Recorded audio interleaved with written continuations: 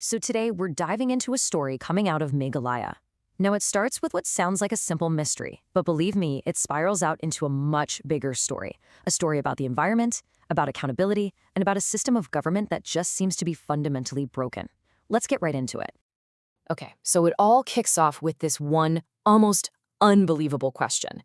How on earth does a convoy of 4,000 trucks filled to the brim with seized illegal coal just disappear while it's in state custody? You gotta understand, this isn't just some simple theft. This is the central clue, the thread we're going to pull to unravel this whole thing. The scale here is it's staggering. We're talking about 4,000 metric tons of coal. Poof, gone. This isn't just missing evidence. Our source material calls this the smoking gun, the one piece of undeniable proof that something is deeply, systemically wrong here. And that brings us to the core argument of this entire analysis. This wasn't some mistake. It wasn't a lapse in security.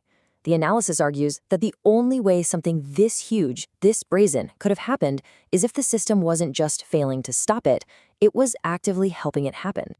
All right, so first up, the Vanishing Act. Let's really unpack this, because understanding how this coal just disappeared, well, that reveals the entire apparatus that allowed it to happen in the first place.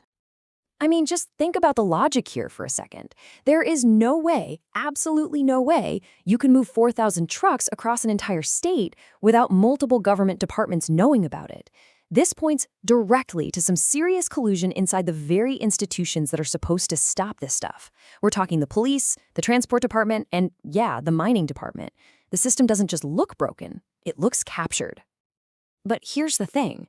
This whole missing coal mystery, it's really just the tip of the iceberg. It's one symptom of a much, much wider disease. This one act is part of a much bigger tragic story of ecological crime and a deep environmental betrayal. And this right here really gets to the heart of the tragedy, doesn't it? On one side, you have the promise, the postcard image, Meghalaya, the beautiful Scotland of the East. But on the other side, you have the grim reality that our source lays out, a landscape just scarred and devastated. It's a profound betrayal of its own natural heritage. And the signs of this decay are, well, they're everywhere you look. You've got a massive waste crisis in major towns, plastic bans that nobody enforces, but the most heartbreaking signs, they're the rivers. You've got the Waho Ampara, which is literally running black with raw sewage, and the Lucar River. It's turned this sickly, unnatural chemical blue from acid draining out of the mines. These aren't just polluted rivers. They are dying ecosystems, and they're the most visible proof of profound neglect. So you have to ask, how does something like this happen on such a massive scale? Well, the analysis we're looking at is pretty blunt about it. These are not isolated failures. They are the predictable results of a system that has essentially become an accomplice in the destruction of its own environment.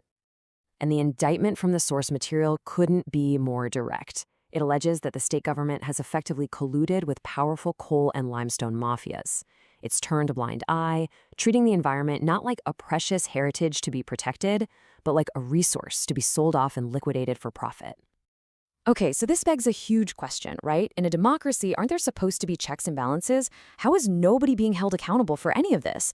Well, the analysis introduces this really fascinating and frankly disturbing concept to explain just that. They call it the audit-proof government. It's a chillingly effective idea, a system that's literally designed to withstand any kind of real scrutiny. The official oversight bodies, they all still exist on paper, but in reality, they've been systematically defanged, neutralized. And what that does is it breaks the entire feedback loop. Damning reports get written, but nothing ever happens. Scandals flare up, but nobody gets punished. Accountability becomes, well, it becomes optional. So let me walk you through how this actually plays out. It's a pretty simple and pretty broken loop. First, the highest audit authority in the country, the CAG, tables a report just full of damning evidence. Step 2, that report goes to a legislative committee, which then just sits on it for months, for years, indefinitely. Step 3, without any action, the media gets bored, the public moves on. And the results? Step 4, repeat. No consequences, so the cycle of corruption and neglect just keeps on going. And listen, it's not just the audit process that's broken. It's like the entire toolbox that citizens have for accountability has been dismantled. Right to information requests, blocked or delayed for years. Public hearings for, say, environmental projects, they're held in places nobody can get to. The state's own anti-corruption watchdog, it's starved of money and its reports are ignored. And maybe the most cynical part of it all, any honest officer who actually tries to do their job and enforce the law gets transferred out almost immediately.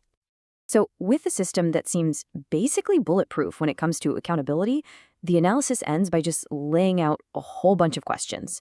These are questions that just hang in the air, completely unanswered, and they cut right to the very heart of this entire mess. Let's run through them. First up, with all this visible, undeniable pollution, how is it that the state's Pollution Control Board hasn't managed to prosecute a single major cement company in the last 5 years? Not one. Then there's this. Why have huge sums of public money, we're talking crores, been spent on so-called river cleaning projects with literally zero measurable improvement in water quality? Where did that money go?